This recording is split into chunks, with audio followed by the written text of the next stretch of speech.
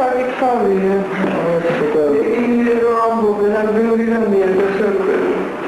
იმბუს გაატანა თუ დააწვა, ისევე როგორც თავი მოიკლა, რო აღწევენ ეს ასე არ არის.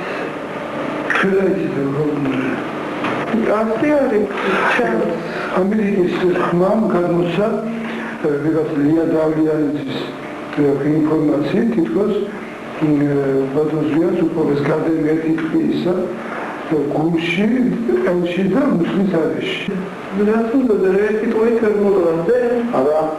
ერთი ტყვით არ გდება, თავში დასრული ტყვით.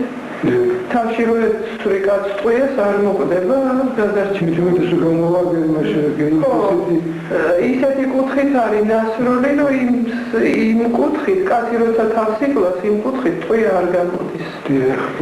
ის ხინგან დასრული ტყვია გამოდის იმ კუთხით, რა კუთხითაც იმას გადადებული ვერ მივიღარ თქვენთან მოციანებას, მაშინ თითქოს ეს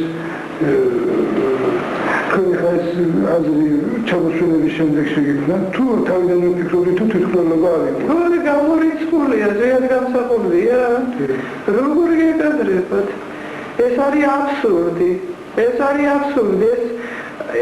ვინც იცნობდა ამ კაცს, ამ დიდ მორწმუნეს, გამორიცხული იყო, ეგ არასდროს არ ამართლებდა ჯერ სხვისგან შეიბრალებდა ისე და იტყოდა, რომ თვითმკვლელობა გამორიცხულია. სპეციალისტს აქვს კითხებს და ეს არის ესე იგი გარედან დასრული ტყვია, გარედან სხვისი დასრული ტყვია, რომელიც აი ამ კუთხით გამოდის, აი ასე.